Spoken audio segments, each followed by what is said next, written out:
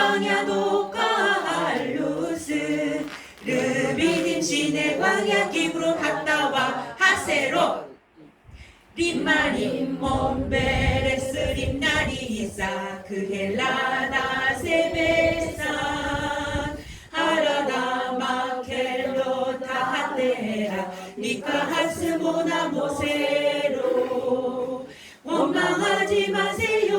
원망하는 사람은 부대야간 호라기카 요바다 아브로나 예시온 계획 말씀 따라갈래요.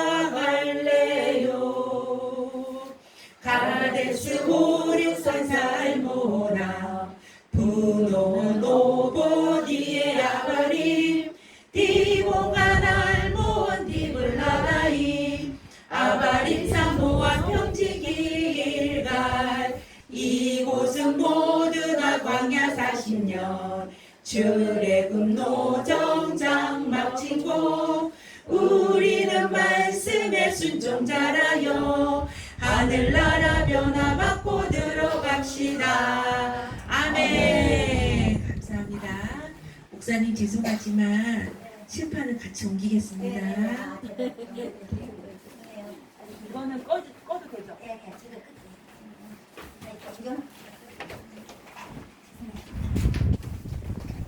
앞에만 올리면 그냥 올라가. 바닥에도 그냥 끼면.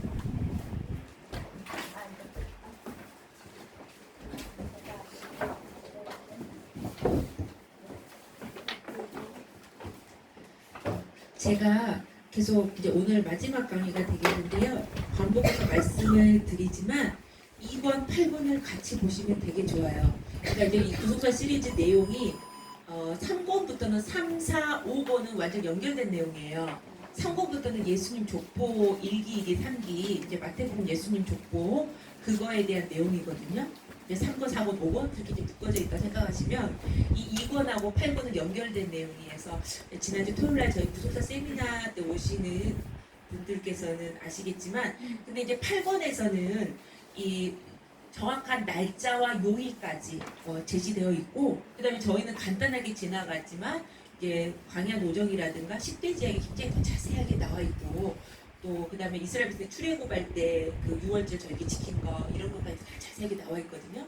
그래서 사실은 2권, 8권 연결해서 보시면 더 좋고요. 그리고 이렇게 말씀 준비하시거나 또 공부하실 때 하시면 좋고 그 다음에 이제 다음 달부터 하시는 구속사 시리즈 3권은 또 굉장히 새로운 내용으로 예수님 족보로 바로 이제 연결이 됩니다. 왜냐하면 이제 광야 노정 저희를 통해서 광야 노정이 끝나면 그 다음에 이스라엘 백성들 지금 역사가 이렇게 되는 거예요. 한번 정리를 해보고 가면 박윤식 원로 목사님께서는 이 연대를 굉장히 중요시 여기시거든요. 그러니까 예를 들면 이런 거예요. 너 식당에서 뭐 먹는 거 봤다? 이렇게 이야기하는 것보다 그래서 너 몇월 며칠 몇 시에 거기서 뭐 먹었지? 무슨 요일날? 그러면 이거 더 정확한 확실한 증거가 되잖아요. 그래서 이제 박유신 원로 목사님은 이 구속사 시리즈를 집필하시는 것 그 목적 자체가 100% 이 성경 말씀은 하나님의 말씀이다. 오차 없는 왜냐하면 요즘에는 이 말씀이 어떤 거는 하나님 말씀이고 어떤 건 아니고 어떤 건 믿을만하고 어떤 건 못 믿고 사람이 쓴 거 이렇게 이제 많이들 이야기를 하고 있기 때문에 원로 목사님께서는 이 성경에 기록된 모든 말씀이 100% 하나님의 말씀이다. 그래서 이 하나님의 말씀 근데 성경마다 이 똑같은 내용을 기록하는 관점에 따라서 약간 좀 틀리게만 기록을 하고 있잖아요. 그럼 뭐야 성경이 틀리네? 하나님 말씀이라는데 이게 틀리네? 믿을만한가? 이렇게 나오잖아요. 근데 이게 아니다. 하나님 말씀 100% 옳고 이런 관점에서 이렇게 기록한 것이다. 이게 구속 경륜 가운데 이제 구속사 시리즈를 통해서 이 성경을 잘 이해할 수 있도록 풀어주신 책이 바로 그게 구속사 시리즈예요.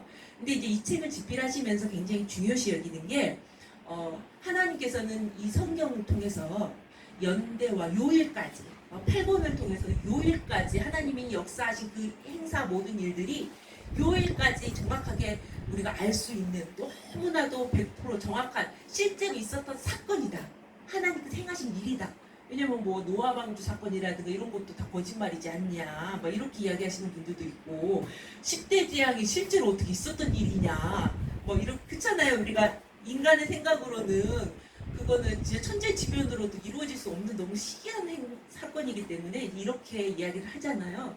근데 이런 거를 정확하게 성경을 통해서 몇 년, 몇 월, 며칠, 요일까지 이렇게 밝혀주심으로 인해서 이 성경에 기록된 이 사건들은 이게 정확한 팩트다, 사실이다, 실제로 있었던 역사적 사실이다, 하나님이 행하신 일이었다. 그거를 이제 정확히 우리에게 알려주신 거죠. 너 식당에서 뭐 먹은 거 봤어? 이렇게 하는 것보다 너 몇 월 며칠 무슨 요일날 먹었잖아, 이렇게 하면 정확하잖아요. 더 사실이 되잖아요. 증거가 증명이 되잖아요. 그래서 이 요일까지 정확하게 사실 밝혀주고 있는데, 근데 사실은 성경에 뭐 주저 몇 년, 몇 월, 며칠이 나와 있는 건 아니에요. 하지만 이제 어떻게 하신 거냐면 오늘날 우리가 쓰고 있는 이 세속사 있죠. 우리가 쓰고 있는 이 달력, 이 달력에다가 성경에 나와 있는 이 역사를 얹히신 거예요. 왜냐하면 성경에는 주전 몇 년, 몇 월, 며칠이라고는 안 나와 있지만 충분히 이 오늘날 이 우리가 쓰고 있는 이 달력에다가 이 성경에 있는 역사적 사건을 이렇게 얹혀 놓으심으로 인해서 연대를 연결시킴으로 인해서 우리가 대충 가늠을 할 수 있잖아. 아담이 주전 4,000년에 태어난 친구, 약 6,000년 전 사람이구나. 이렇게 우리가 가늠해 볼 수 있죠. 아브라함이 주전 2166년에 출생을 했으니까 야 지금부터 4,000년 전에 태어난 사람이네. 이렇게 우리가 대충 이렇게 생각해 볼 수 있고 성경의 흐름을 알 수가 있고 사실이라는 걸 알 수가 있잖아요. 근데 이 성경 오늘날 이 세계사 우리가 쓰고 있는 이 달력하고 이 성경에 있는 하나님의 역사하신 이 행사를 연결시켜주는 정말 중요한 이거를 정말 비밀을 발견하신 거죠. 그 성경 구절이 열왕기상 6장 1절이에요. 네, 왕상 6장 1절. 왜냐하면 이 열왕기상 6장 1절 말씀 너무 이 성경 구절로 인해서 이 성경에 있는 모든 역사가 오늘날 쓰고 있는 우리 이 역사에 이렇게 연결이 돼가지고 연결시켜주는 고리가 된 거예요. 네, 왕상 6장 1절 한번 보실까요? 저희 예전에 연대기사 할 때 다 보셨지만 이거 한번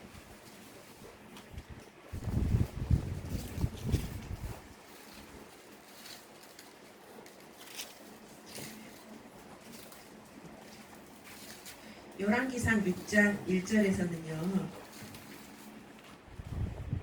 자, 다 같이 공부하겠습니다.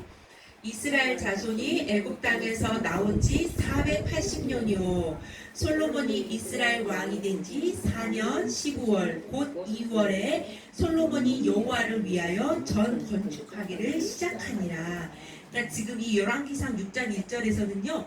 솔로몬 성전 건축 시점을 이야기하고 있어요. 솔로몬 성전 건축 시점을 이야기하고 있는데 솔로몬 성전을 건축을 이게 성전 건축이라고 그래요. 솔로몬 성전 건축. 이 성전 건축 시점을 두 가지로 이야기를 하고 있는 거예요. 먼저 하나는 무엇이라고 말씀하고 있냐면 솔로몬이 이스라엘 왕이 된 지 4년 2월이래요. 그쵸? 그러니까 성전 건축은 솔로몬이 왕이 된 지 4년째에 성전을 건축했구나. 4년이 지났을 때 성전을 건축했구나. 왕이 된 지 4년에. 그리고 또 한 가지 이렇게 이야기하고 있는 것은 뭐라고 그러냐면요. 애국 땅에서 나온 지 480년. 그쵸? 그러니까 출애굽한 지 480년. 그러니까 솔로몬 성전 건축은 출애굽한 지 480년 만에 성전 건축이 시작됐구나. 그리고 이때는 솔로몬이 왕이 된 지 4년이 될 때구나. 그러니까 이렇게 성전 건축 시점 이 두 가지로 이야기를 해주고 있다는 거예요.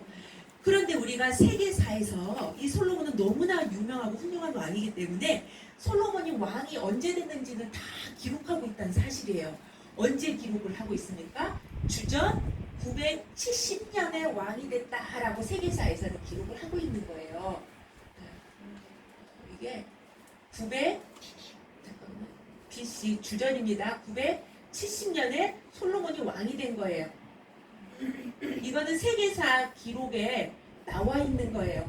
그러니까 솔로몬이 970년에 왕이 됐고 왕이 된 지 몇 년 만에 성전 건축을 한 거예요? 4년. 그래서 966년에 성전 건축을 한 거죠. 그죠? 그러면 출애굽은 언제 했는지 알 수 있어요. 성전 건축이 될 때가 출애굽한 지 몇 년 됐을 때라고요? 480년이래요. 그럼 여기서부터 주전 966년에서부터 그쵸? 480년을 거슬러 올라가 보면 네. 80년을 거슬러 올라가 보면 몇 년이 나오냐면요. 주전 1446년이 나와요. 이때가 바로 출애굽이에요. 출애굽. 애굽에서 나온 지 480년 만에 성전 건축을 했으니까 이렇게 해서 정리가 되면서 성경의 모든 연대들이 다 정리가 되는 거예요. 근데 출애굽 이전에 근데 출애굽에서부터 그러면 족장들의 연대하고 어떻게 연결이 되느냐? 족장들하고 연대하고 연결될 수 있는 비결이 뭐냐? 이 출애굽 한 게 1446년이면 애굽에 들어간 그러면 애굽살이는 몇 년을 했죠? 이스라엘 백성들이 430년을 했잖아요. 그렇죠? 그럼 입애굽이 1876년이에요. 애굽에 들어갈 때가. 근데 이 애굽에 들어갈 때 누구의 나이를 이야기하고 있냐면 야곱의 나이를 이야기해요. 야곱이 몇 살이다? 130살. 내 나이가 130이라고 이야기를 하거든요. 바로 앞에서. 그쵸? 그러다 보니까 아하 야곱의 출생 연도가 나오죠. 여기에다가 또 130을 더해가면 야곱이 나이가 나오고 그러면 또 야곱은 이삭이 낳았잖아요. 이삭이 몇 살에 낳았죠? 60살에 낳았죠. 그럼 또 60을 더하면 이삭의 출생 연도가 나오고 또 이삭은 아브라함이 100살에 낳았죠.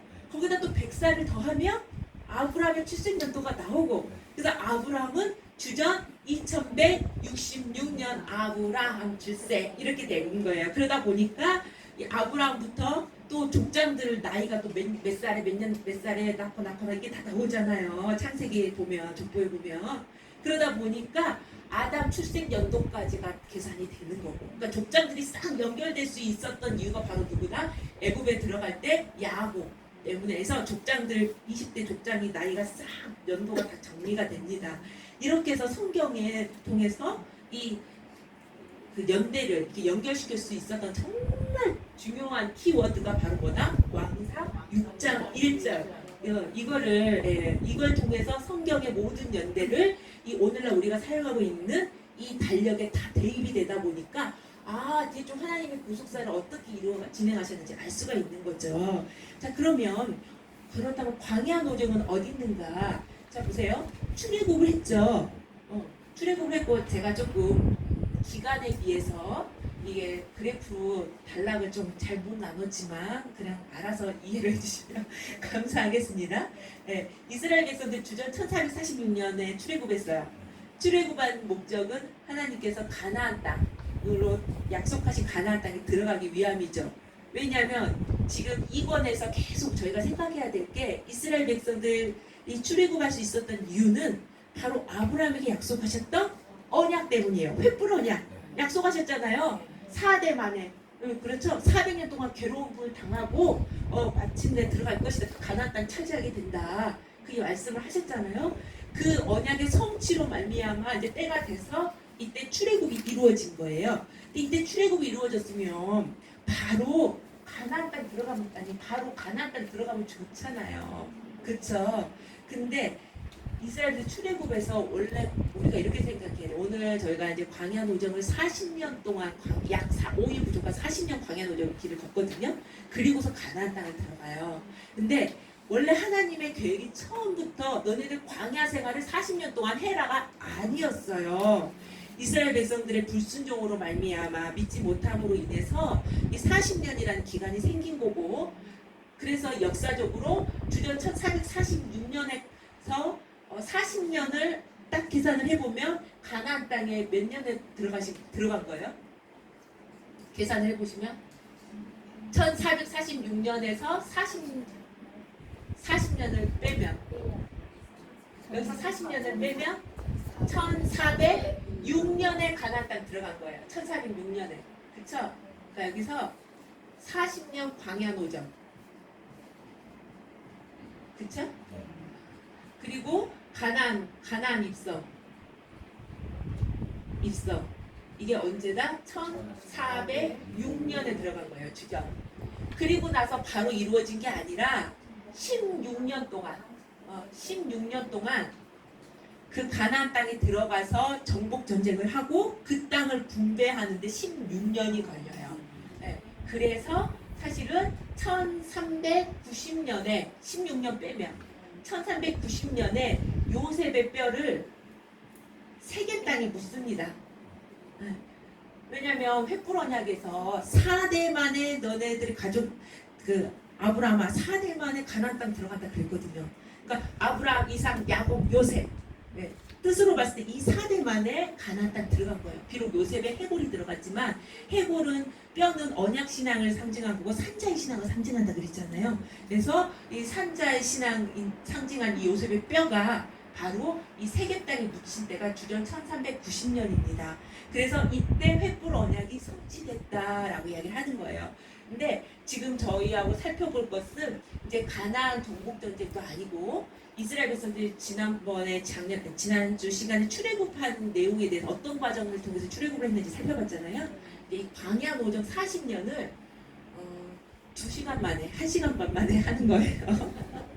그러니까 간단하게 저는 이제 여기서 핵심 광야 노정 40년의 전체적인 하나님이 우리에게 전달해 주시고자 하는 그 메시지가 무엇인지만 오늘 파악을 하는 거고요.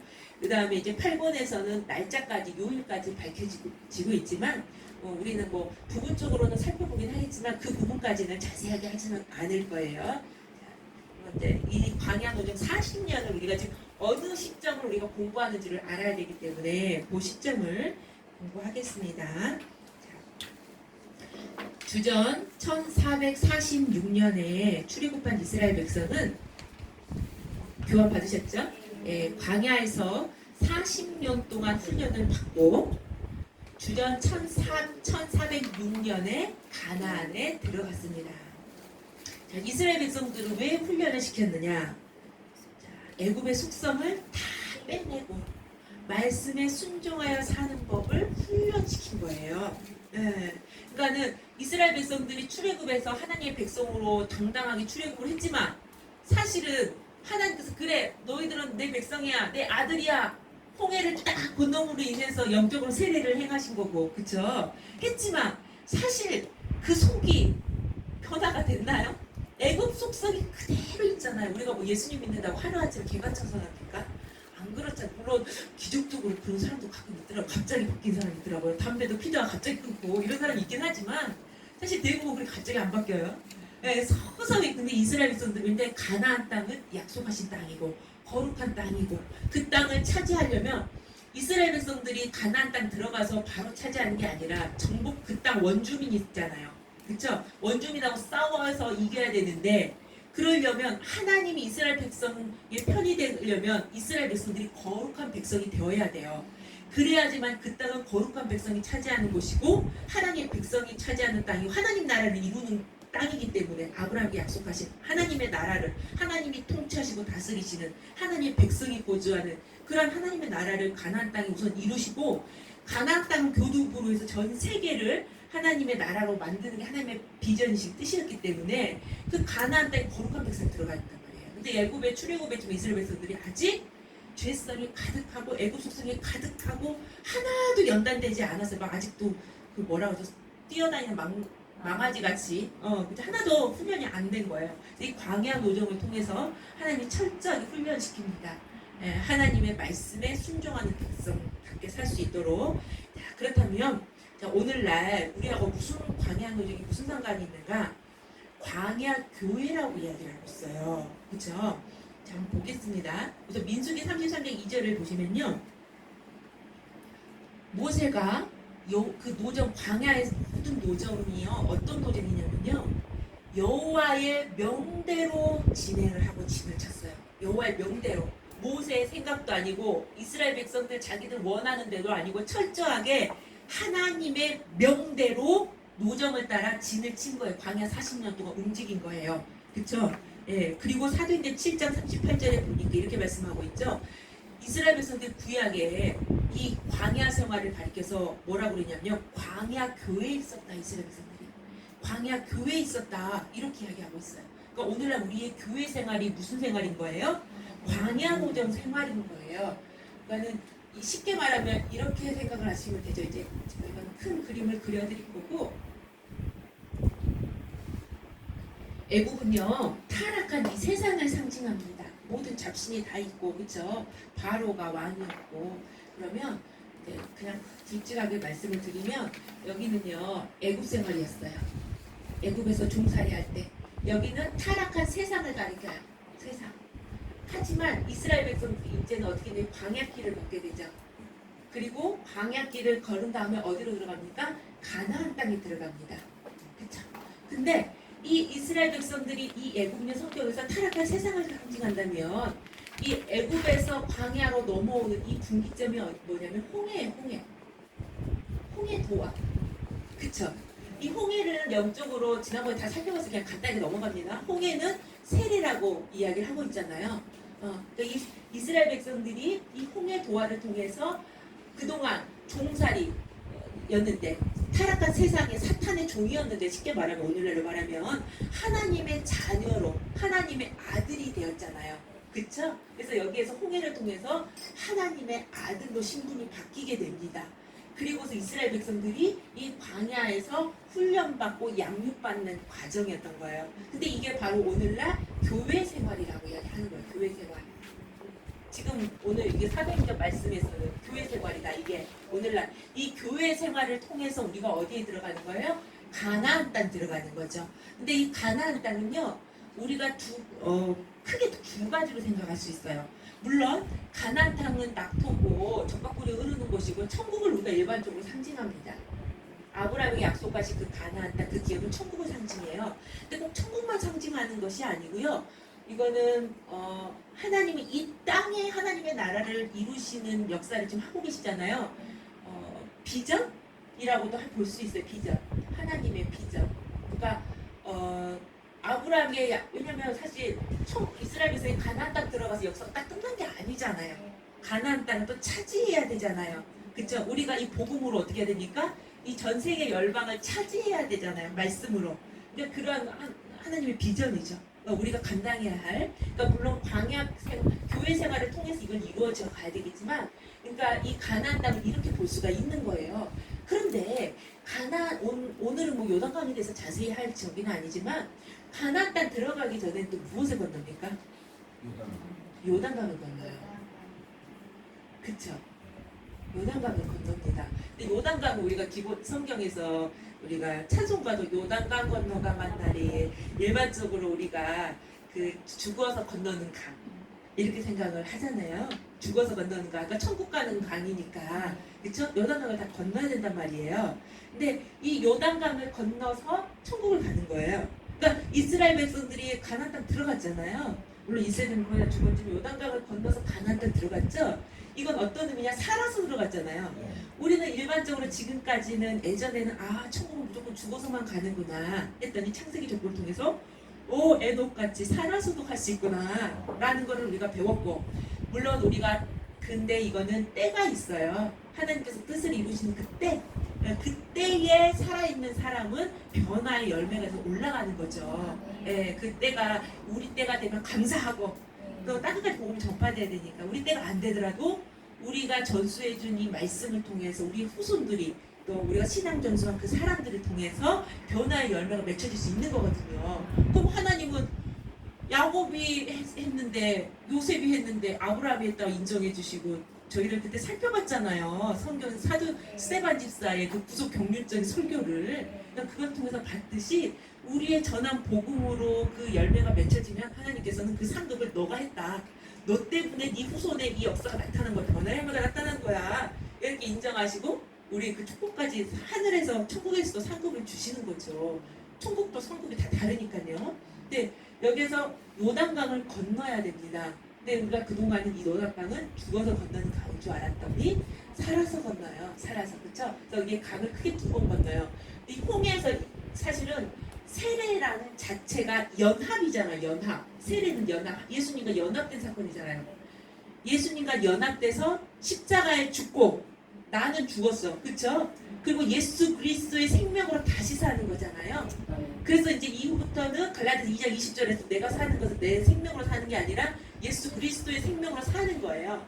그러니까 이제 앞으로는 우리가 지금 살고 있는 이 생명은 내 생명이 아니고 예수님의 생명이기 때문에 그래서 뜻을 위해서도 이 생명을 내놓을 수 있는 거죠. 예, 이미 우리는요 뜻으로 봤을 때 영적으로 봤을 때 이미 부활을 한 사람입니다. 영적으로 부활을 체험한 사람이에요. 부활이라는 건 죽었다가 살아나는 걸 말하는 거거든요.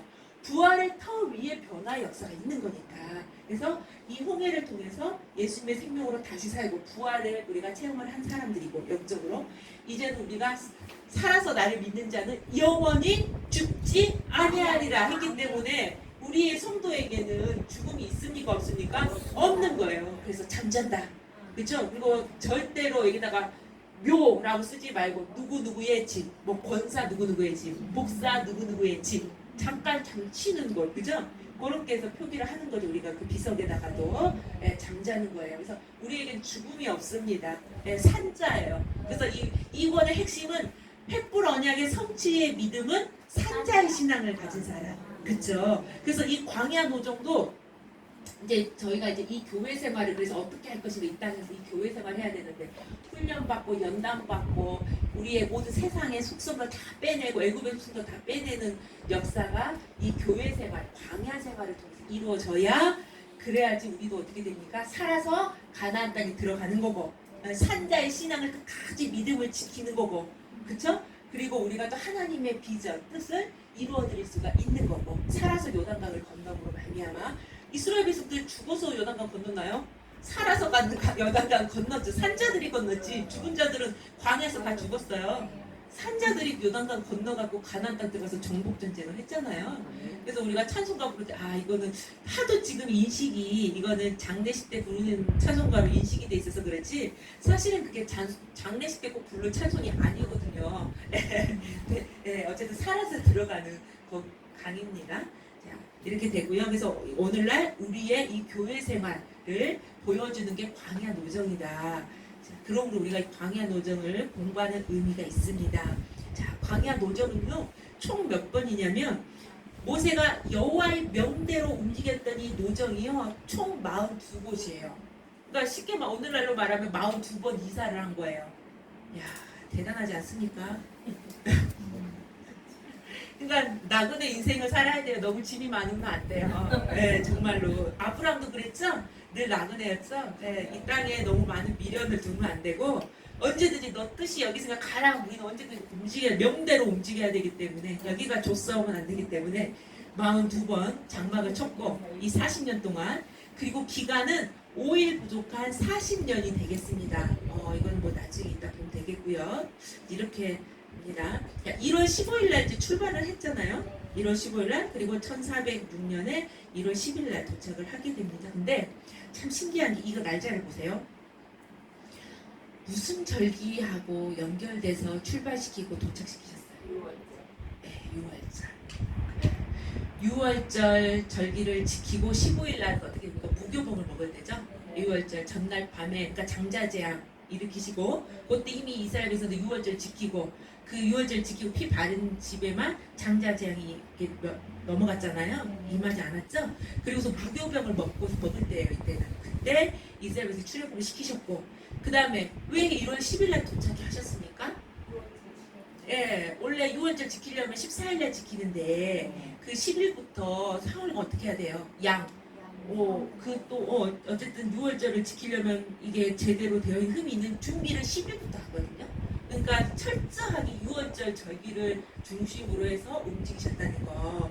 자, 첫 번째로 제가 이게 그 쿠스사 시리즈에 이게 새로 책이 야곱의 일생노정이 추가가 되면서 광야 노정이 표가 그림이 없다 그러시더라고 이해도에. 그러시면서 이제 그게 어떻게 빠졌냐면요. 따로 광야 그때 목사님 갖고 계시더라고요. 광야 노정 저기만 따로 이렇게 판매하는 걸로 이렇게 되어 있더라고요. 원래 옛날에 책에 들어 있었거든요. 되게 따로 팔더라고요.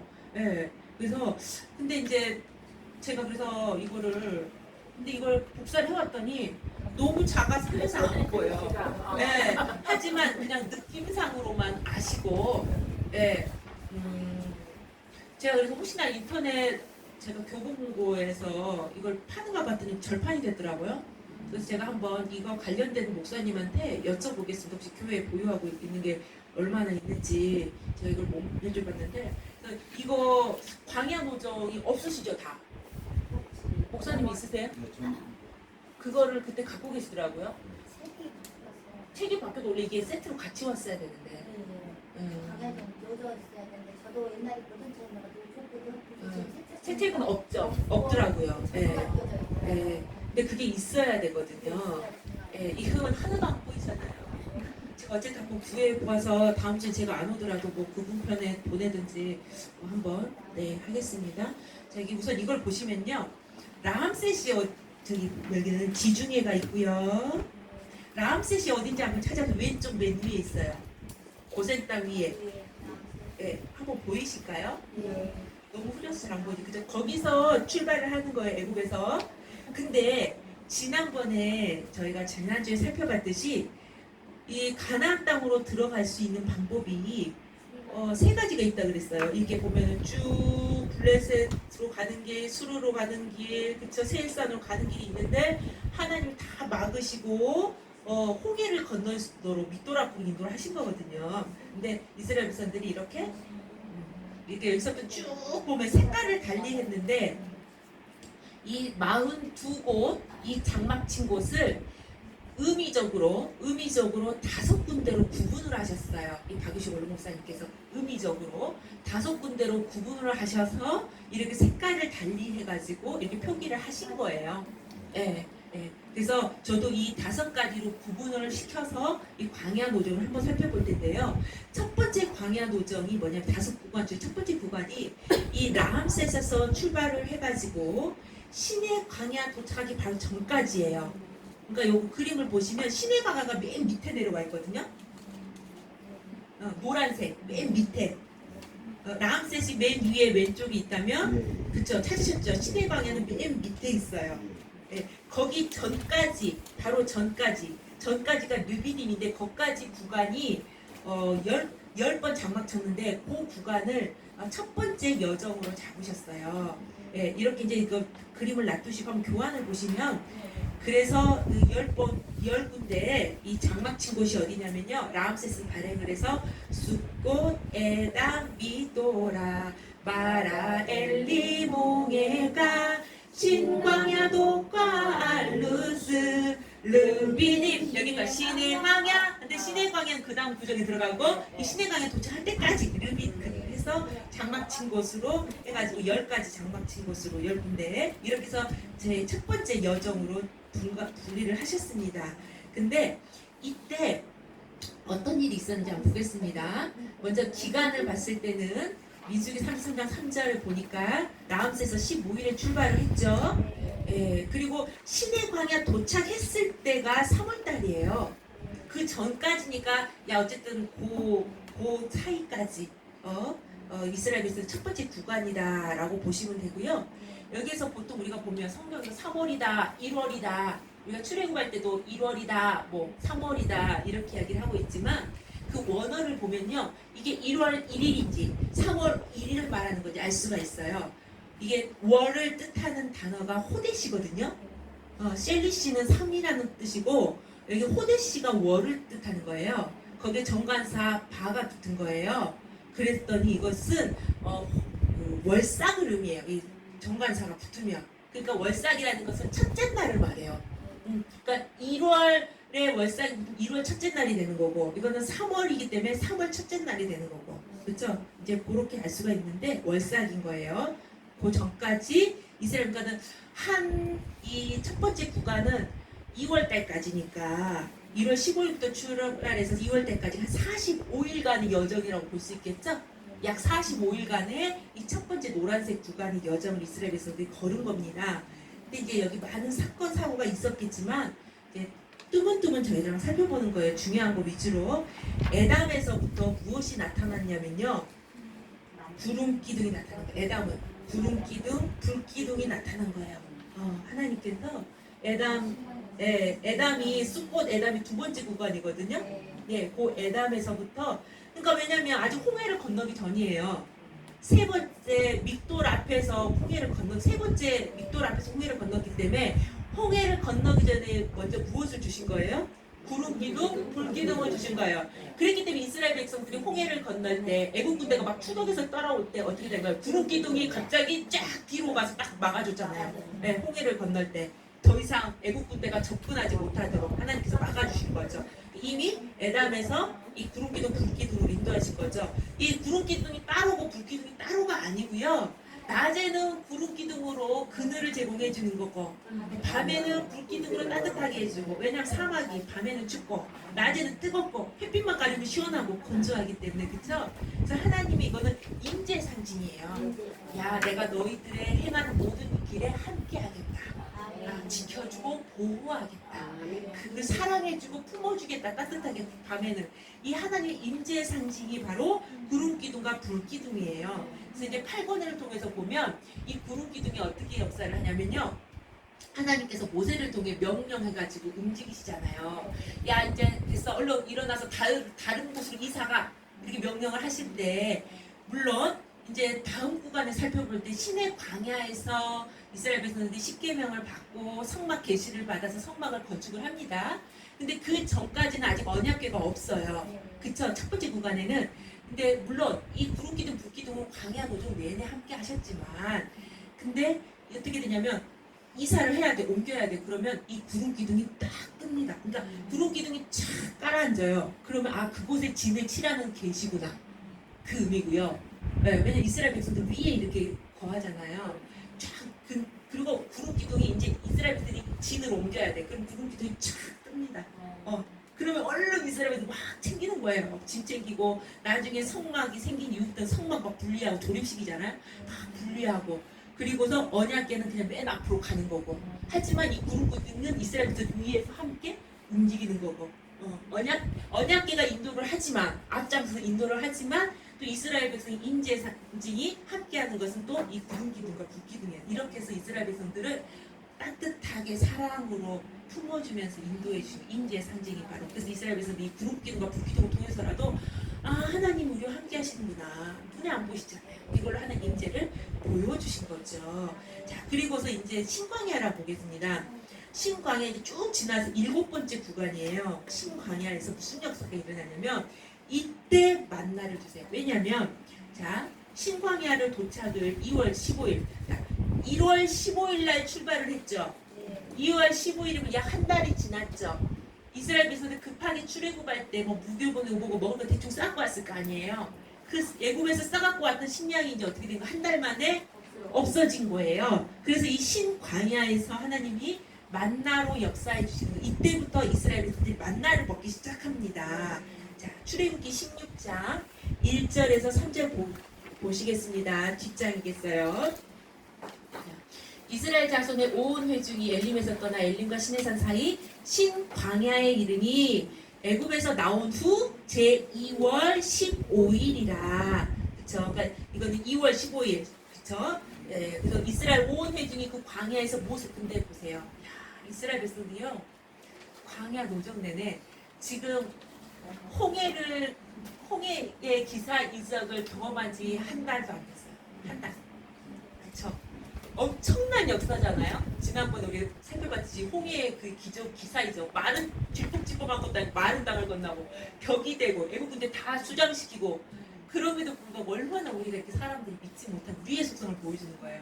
그 기사 이적을 체험했음에도 불구하고 그리고 뭐 풀면 구름기둥 불기둥 다 체험하고 했음에도 불구하고 이스라엘 백성들 이제 또 먹을 거 떨어지고 원망합니다.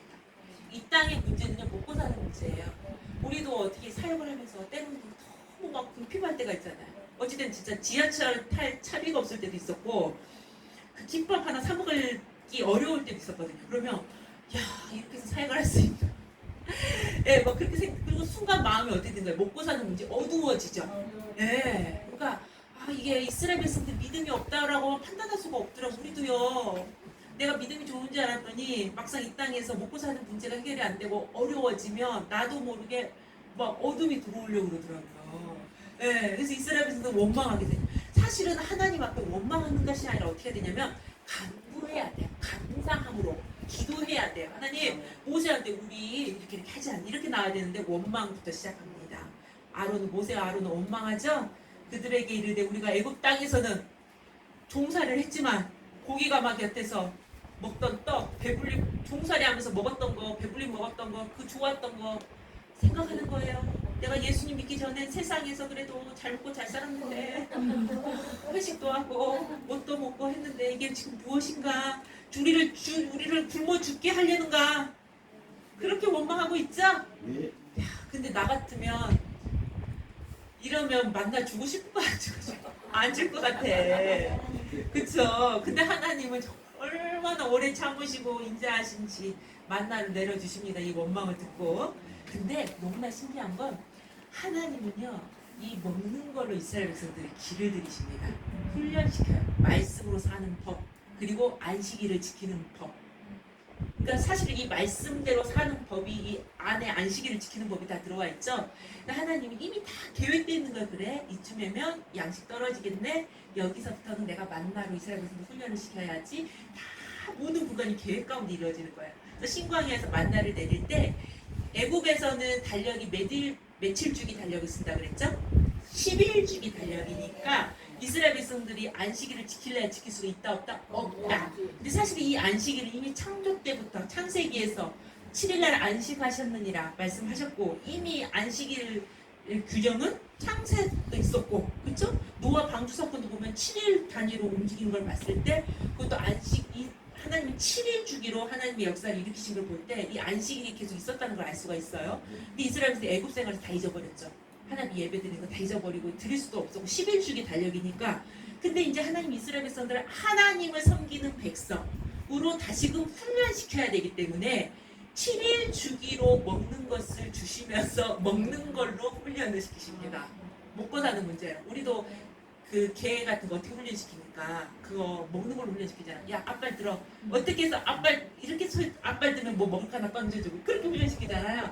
근데 우리 인간도 이 땅에 사는 문제가 사실 먹고 사는 문제이기 때문에 먹는 걸로 훈련시키십니다. 그래서 철저하게 며칠 주기로 만나를 주시냐면 7일 주기로 만나를 내리십니다.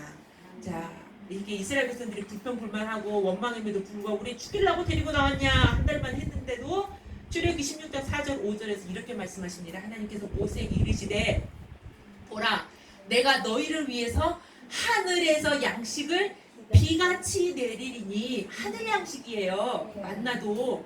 근데 백성이 나가서 일용할 것을 날마다 거둘 것이라. 그러니까 날마다 거둬야 돼요. 그들이 나의 율법을 그러니까 내가 알려준 그 말씀을 준행하나 내가 시험하리라. 그쵸? 제 6일에는 그들이 그 거둔 것을 미리 예비해야 된대요. 왜? 그 다음 날이 안식일이거든. 7일은. 그러니까 어떻게 했는데 2배로 거둬라. 갑절로 거둬라. 이렇게 이야기를 하고 있는 거예요. 그래서 출애굽기 16개 26절에도 돼 있죠. 6일 동안은 너희가 맨날 거둬요. 매일 거둬요. 만나를. 그리고 6일째는 2배 걷고 제 7일은 없어. 안 내려 만나가. 그쵸? 자, 그래서 봅시다. 첫째 날에는 한 오멜. 둘째 날도 한 오멜. 계속 하다가 여섯째 날에는 몇 오멜? 2배니까 2오멜. 그리고 7일째 날에는 안 내려요. 그래서 6일째 2배로 거둔 거를 7일째까지 먹는 거죠. 네. 이거 참 중요한 여러 가지 구속 경륜이 있는데 이렇게 해서 7일 주기로 먹는 것을 베풀어 주심으로 만나를 내리심으로 인해서 이스라엘에서는 안식일을 지키는 법을 훈련시키고 말씀에 순종하는 법을 훈련을 시키는 거예요. 근데 여기서 우리가 또 날짜를 계산할 수 있는 게 이스라엘에서는 신광야에 15일날 도착했죠. 아까 2월 15일. 15일날 도착하자마자 원망을 했죠. 그랬더니 하나님께서 출애굽기 16장 7절에서 뭐라고 말씀하셨어요? 야 내가 하늘 양식 주겠다. 아까 4절 5절 말씀하시고 7절에서 언제 이 만나를 볼 수 있다 그랬어요? 아침에는 너희가 여호와의 영광을 보리니. 그러니까 그 다음 날이에요. 그쵸? 만나가 내리는 거 너희 볼 거다. 내가 말한 대로 하늘 양식 볼 거야. 그러니까 16일부터 만나가 내리기 시작한 거예요. 16일부터 첫째 날인 거예요. 그러면 자 여기 첫 번째 1일이 사실은 며칠인 거예요? 2월 16일. 그리고 2일이 17, 18, 19, 20, 21, 20 이렇게 해서 계산이 될 수 있겠죠? 그리고서 이게 바로 이 7일째 되는 날은 무슨 날이다? 안식일이다. 근데 이게 갑자기 하나님께서 이제 토요일날 정정 목사님 말씀하셨지만 하나님 마음대로 하나님이 주권대로 마음대로 야 이 날은 안식일이야 이렇게 하신 게 아니라 창세 때 하나님께서 천지를 창조하셨을 때 그때 이미 7일 창조를 하셨고 그때 안식일이 있었잖아요. 인간들은 다 잊어버렸어요. 하지만 하나님은 그때부터 그 7일 주기를 계속 하나님 기억하고 계셨다가 그때 출애굽 때 딱 선포하시고서 이날로 1월 1일에 삼아라 말씀을 하시고 요때 달력까지 7일 주기까지 그때서부터 이어오는 7일 주기인 거예요. 갑자기 뜬금없이 하나님이 7일을 말씀하신 게 아니라 그걸 그 비밀한 날 달력을 우리에게 계시해 준 거죠. 야 너는 다 잊어버렸지? 사실 이날이 안식일이야. 창세 때부터 있었던 이걸 계시해 주신 거예요. 그걸 찾아주신 거지. 그래서 잊어버렸던 만남인 거예요. 모든 잊어버렸던 말씀과 잊어버렸던 하나님을 다시 만나고 예배드리고 섬길 수 있도록 해준 게 바로 이스라엘 백성이 출애굽 과정인 거죠. 애국 생활에서 그렇죠? 예, 바로 그래서 잊어버렸던 만남입니다. 예, 그래서 하나님께서 이거를 신광야에서 해주시는 거예요. 그럼 만나를 얼마 기간 동안 먹었냐면요. 이스라엘 백성 지금 2월 16일부터 만나 내려서 먹었죠. 근데 마지막 만나가 언제 내리냐면 길갈이 42번째거든요. 길갈의 도착 사실은요 광야 노정은요 이 길갈은 가나안 땅 들어가서 마지막 진친 곳이에요. 예, 가나안 땅 요단강 건너서 마지막 진친 게 길갈 42번째인데 길갈에 들어갔다가 바로 만나가 그친 게 아니에요.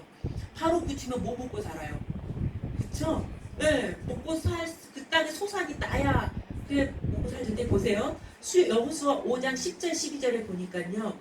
이스라엘 자손들이 길갈에 진쳤고 그달 14일 저녁에는 여리고 평지에서 유월절을 지켰고 1월 14일에 그리고 유월절 이튿날이니까 며칠인 거예요? 15일이에요. 1월 15일에 그 땅 소산을 먹었대. 농사는 안 졌지만 그 가나안 땅은 원래 풍성하잖아요. 저가 꿀이 흐르고 그래서 그 땅 소산을 15일날 먹은 거예요. 그러니까 사실은 15일날 그 땅 소산도 먹고 아직 만나도 안 그친 거예요. 만나도 내렸어요.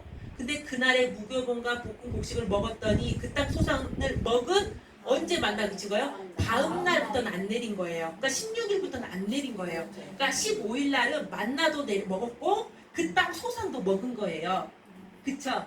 네. 근데 그리고 16일부터는 아예 만나를 그치게 하신 거예요. 그러니까 만나는 언제까지 먹은 거예요? 1월 15일까지 먹은 거예요. 그래서 이렇게 계산해 보니까 하나님께서 이스라엘 백성 만나를 몇 년 얼마 기간 동안 먹였는가 했더니 약 39년 11개월을 약 200만 명이 출애굽했는데 그 수많은 인력을 먹여주신 거죠. 어마어마하신 거죠. 근데 이스라엘 백성들이요 이 만나 내리는 법칙을 통해서 안식일 준수하고 훈련하고 말씀 사는 법을 훈련받았다 그랬죠. 그래서 보면은 이제 제가 지금 이거는 건너 떴지만 아까 출애굽의 그 말씀 출애굽기를 쭉 보시면 내용을 16편 내용을 쭉 보시면 이스라엘 백성들이 근데 하나님 말씀 처음부터 순종합니까? 욕심이 생겨가지고 일용할 양식만 거더라 내일 또 내려. 근데 우리가 그렇게 됩니까? 저부터도 그렇더라고요. 안 되더라고요. 욕심이 생겨가지고 막 또 안 내릴 것 같아. 뭐 어떻게 해요? 몽땅 걷어놓은 거예요. 그날 다 못 먹어요. 그럼 그거 어떻게 됩니까? 벌레 생기고 썩고 냄새나고.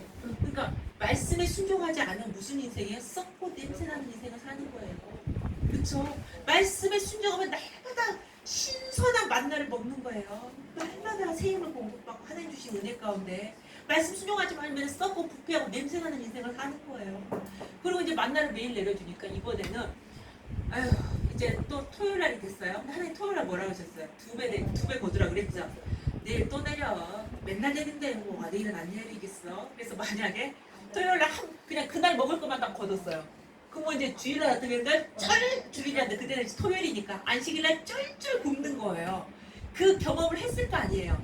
이거를 제가 생각할 때 한 주 만에 이스라엘 백성이 다 이게 완전히 길들여졌을까? 안 그랬을 것 같아요. 엄청 오래된 오차가 있었을 것 같아요. 겪어보니까 뭐예요? 너무 정확하게 7일 주기로 하나님이 그렇게 만나를 정확하게 말씀에 변함없이 하시는 걸 그들이 몸으로 체험한 거죠. 굶고 썩고 이런 걸 체험하다 보니까 그 이스라엘 백성들이 이제 그 만나 법칙을 통해서 훈련이 되어지는 거죠. 그죠? 자, 신명기 8장 2절 3절에서 근데 이렇게 말씀하고 있어요. 이 만나를 주신 이유를 뭐라 그러냐면 이 40년 동안에 너로 광야길을 걷게 하신 것을 기억해라. 이 광야길을 걷게 한 이유가 뭐냐면 너희를 낮추시고 시험하사 네 마음이 어떠한지 그 명령을 지키는지 아니 지키 말씀 순종하는지 않은지 그거 내가 알려고 한다. 그리고 너희 훈련시키는 거다. 낮추시는 거다.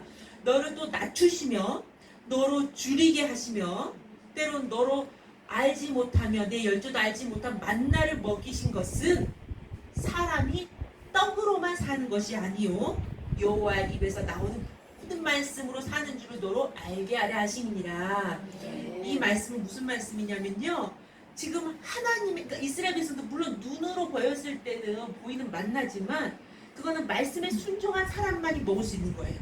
그러니까 우리가 이 땅에서 사는 것이 겉으로 봤을 때는 돈으로 먹고 살죠. 솔직히 말하면 돈이 있어야 마트 가고 돈이 있어야 삽니다. 떡이 있어야 살아요. 하지만 떡으로만 사는 것이 아니고 사실 궁극적으로 우리가 무엇으로 사는 거예요? 말씀으로 말씀의 순종함으로 말씀에 베풀어 주신 은혜로 먹고 사는 거라는 걸 믿으시기 바랍니다. 말씀으로 은혜를 베풀어 주셔서 물질이 생겨있게 했기 때문에 그 축복과 우리가 먹고 사는 거고 집도 사는 거고 차도 사는 거고 먹고 사는 것도 사는 거죠. 그래서 철저하게 먼저 이 땅의 육신적인 것이 먼저가 아니라 하나님의 말씀에 순종하는 것이 사는 길이다. 그 훈련을 시키는 거예요. 때론 우리가 기로에 있잖아요. 이 땅에서 살면서 내가 말씀의 순대로 순종하면서 살 것인가 아니면 단순히 먹고 배부르는 걸 먼저 쫓을 것인가. 성도들 많이 그러죠. 아 제가요 이거 빚만 갚은 거 교회 생활 열심히 할게요. 내 자식이 어느 정도 성장하면 내가 봉사하겠습니다. 다 육신적으로 이야기를 합니다. 근데 롱목사님께서 뭐라고 하시냐면 그렇게 한 사람은 절대 봉사 없이 충성 못한대요. 항상 이 땅은요 사탄이가 하나님의 일 못하도록 붙잡아 매요. 이거 끝나면 저거 끝나면 저거 그쵸? 네, 항상 그래서 그 가운데 먼저 그 나라와 의를 구해야 되는 거고 영혼이 잘 될 때 범사가 잘 되는 거고 먼저 말씀의 뜻 순종을 붙들 때 하나님께서 역사해 주셔가지고 이 땅에 먹고 사는 문제 자신 문제 해결해 주신 거죠. 그래서 올라오면서 맨날 하셔서 야 너네가 니네 자식들을 100번 생각하는 것보다 하나님이 한 번만 생각해 주시면 만사 형통이다 그러셨어요. 그러니까 우리가 먼저 늘 뜻을 붙들고 말씀을 붙들 때 하나님께서 그 모든 것을 범사를 다 만족시켜 주실 줄 믿습니다. 그러니까 때로는요 이 땅에서 우리를 낮추세요. 근데 그게 있더라고요. 저희가 말씀을 이렇게 공부하고 연구하고 은혜 받으면요 또 이렇게 환란이 오기도 해요. 말씀으로 인해서. 네, 또 환란이 오는데 그 환란을 내가 믿음으로 잘 견뎌야 되는데 그 환란이 왜 오는가 봤더니 궁극적으로는 나를 낮추시는 역사더라고요. 그래서 더 낮추면요 내가 마음이 가난한 자가 돼요. 굉장히. 그래서 갈급하고 또 하나님을 더 의지하게 되고 더 찾게 되고 그러니까 어떻게 돼요? 말씀이 더 홀송이 같더라고요. 더 은혜가 되고 그런 역사가 있더라고요. 근데 마음이 어느 순간 나도 모르게 높아집니다. 높아지면요 이 말씀의 은혜가 확실히 덜 되더라고요. 예, 그래서 하나님은 철저하게 이 땅에서 하나님만 말씀만 믿고 의지하면서 살아갈 수 있도록. 그래서 때로는 우리 여러 가지 질병, 물질, 뭐 여러 가지 문제를 낮추십니다. 그래서 오직 하나님의 말씀으로 사는 법을 훈련시키는 거죠. 예, 그래서 신명기 8장 16절에서도 하나님은 그래서 우리 너네들 낮추셔가지고 망하게 하시려는 게 아니라 이 만나 광야에서 먹이시고 너희를 낮추시고 시험하신 이유는 뭐예요? 마침내 복을 주려 합니다. 궁극적인 복은 뭐예요? 가나안 땅 들어가는 거죠. 살아서 우리가 천국에 들어가는 거고 이 땅에서도 신령한 가나안 땅 하나님의 뜻을 이루는 귀한 사명자 쓰임 받는 거고 비전을 이루어드리는 거고 여러 가지 복이 다 들어있는 거죠. 마침내 복을 주기 위해서 때로는 우리를 낮추시는 역사라는 것을 믿으시기 바랍니다. 그건 낮추실 때 더 말씀 앞에 하나님 앞에 가까이 나아가시길 바랍니다. 느비딤에서 물이 없어서 원망함으로 하나님께서는 그 다음에는 이제 이게르께서 광야에서 만나 법칙을 해주시고 그 다음에는 이제 10번째 장막 친 곳이 르비딤이에요. 르비딤. 이제 이번에는요 물이 없는 거예요. 르비딤 가면 먹을 곳이 있는 줄 알았더니 물이 있을 오아시스가 있을 줄 알았더니 없는 거예요. 이제 물 없어서 또 원망합니다. 경험했잖아요. 만나 내려주신 거. 그럼 이제 또 하나님한테 기도하면 되잖아요. 모세한테 좋게 감사함으로 아뢰면 되잖아요. 또 원망해 또. 근데 하나님은 또 생수를 주십니다. 근데 이 첫 번째 구간은 어떤 구간이라고 하냐면요. 어린아이 신앙이에요. 이스라엘. 그러니까 하나님이 처음에 어린아이 신앙이었더니요. 울면은 그냥 무조건 젖을 물리십니다. 하나님. 예. 그리고 이렇게 어린아이 신앙이니까 무조건 다 사랑과 은혜로 다 부어주시고 다 베풀어주세요. 출애굽기 17장 1절에 보면 이스라엘 자손의 온 회중이 여호와의 명하신 대로 신광야에서 떠나 그 노정대로 행하여 르미님의 장막을 쳤더니 백성이 마실 물이 없죠. 출애굽기 17장 3절에 보니까 보세요. 또 어떻게 했는지. 모세를 대하여 원망해서 우리 그냥 어떻게 목말라 죽이려고 우리를 데리고 나왔잖아. 이야, 며칠 지나지도 않았어요. 만나 안 먹은 지. 며칠도 안 됐다니까요. 몇 달도 아니고. 근데 또 이렇게 목말라 죽겠다고 막 난린 거예요. 그래서 출애굽기 17장 6절 7절인데 하나님은 이번에 뭐라 그러시냐면 반석 위에 너를 대해서 서리니 모세한테 이야기하신 거예요. 너는 반석을 치라 그러셨어요. 광야 노정 가운데 이 반석에서 물이 나는 사건이 두 번 있어요. 광야 노정 초창기 있고요. 초창기 때 지금 여기는 한 달 정도밖에 안 됐을 때잖아요. 한 달 좀 지났을 때. 그리고 말에 거의 광야 노정 거의 끝마무리 됐을 때 그때 또 반석에서 물이 나는 역사를 체험하게 하시는데 이때는 반석을 분명히 치라고 그러셨어요. 치라. 예. 그래서 어떻게 됐습니까? 물이 나왔죠. 그렇죠? 근데 이제 이곳을 뭐라 그러냐면 마사 무리바라고 해요. 왜? 다퉜기 때문이고 그 이름의 뜻이에요. 다투다, 시험하다, 무리바. 다투다, 마사. 그 뜻인 거예요. 그치? 그렇게 부르라는 거예요. 너네들이 날 시험했어? 나랑 다툰 거야? 하나님 이렇게 말씀하신 거죠. 하나님 왜 원망합니까? 하나님이 살아계신다는 사실 우리가 100% 믿으면 원망이 안 나오죠. 이스라엘 백성들이 또 순간에 구름 기둥 만나 먹으면서도 또 하나님 우리 주에 계신가 안 계신가 또 이러고 있는 거 원망한 거예요. 그럼에도 불구하고 하나님께서는 반석에서 생물을 나게 하셔서 이스라엘 백성들을 만족하게 해주셨습니다. 근데 이제 나중에 원어 성경이나 원어 저기가 있으면 한번 보세요. 이 반석이요 나중에 광야 노정 마지막에 있는 그 반석하고 원어가 틀립니다. 추루 반석이고 셀라 반석이에요. 네, 이거는 사실은 이거는 초림주를 상징하는 거고 그다음에 이제 가나안 땅 들어가기 얼마 안 되고 광야 노정 거의 마지막쯤에 반석 사건은 재림주를 상징하는 거예요. 둘 다 반석입니다. 근데 달라요. 여기는 틈이 없는 반석이에요. 틈이 없는 반석이라는 것은 아직 십자가를 지지 않으신 거죠. 이 땅에 오셔서. 근데 그 재림하실 그 재림주를 상징하는 그 반석은 뒤에서도 살펴보면 거기는요 틈이 있는 반석이에요. 그건 뭐예요? 이미 재림하신 주님이 이미 초림 때 오셨던 그 주님이 다시 오는 거잖아요. 그러니까 이미 십자가 사건을 해서 그 십자가 흔적이 있으신 그분이 오시는 거거든요. 그래서 이 반석 자체가 의미가 달라요. 예, 그러니까 그런 반석은 예수 그리스도를 상징하잖아요.